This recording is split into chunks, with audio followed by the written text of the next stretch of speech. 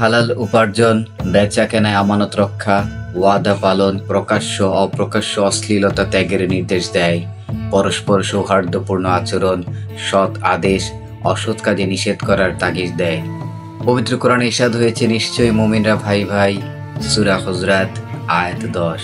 অন্য আয়াতে ইরশাদ হয়েছে, সৎ কাজ করতে ও সংযমী হতে তোমরা পরস্পরকে সাহায্য করো, তবে পাপ ও শত্রুতার ব্যাপারে তোমরা একে অপরের সাহায্য করো না, আর তোমরা আল্লাহকে ভয় করো, নিশ্চয়ই আল্লাহ কঠিন শাস্তিদাতা।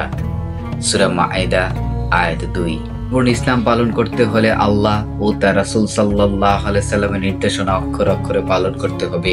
এর বাইরে কোনো মত, কোনো পথের অনুসরণ করা যাবে না। ফিতনা ফাসাদ থেকে নিজেকে সর্বদা দূরে রাখতে হবে। পবিত্র কোরআনে ইরশাদ হয়েছে, হে মুমিনগণ, তোমরা আল্লাহ ও তার রাসূলের ডাকে সাড়া দাও যখন তিনি তোমাদেরকে তোমাদের জীবন সঞ্চারক বস্তুর দিকে আহ্বান করেন। আর জেনে রেখো, আল্লাহ মানুষ ও তার অন্তরালে থাকেন। পরিশেষে তার কাছেই তোমাদেরকে সমবেত করা হবে। তোমরা সেই ফিতনাকে ভয় করো যা তোমাদের মধ্যকার শুধুমাত্র জালিম ও পাপিষ্ঠদেরকেই বিশেষভাবে ক্লিষ্ট করবে না। তোমরা জেনে রেখো, নিশ্চয়ই আল্লাহ শাস্তি দানে খুব কঠোর। সূরা আনফাল আয়াত 24-25। মহান আল্লাহ আমাদের সবাইকে পরিপূর্ণ ইসলামে প্রবিষ্ট হওয়ার তৌফিক দান করুন। আমিন।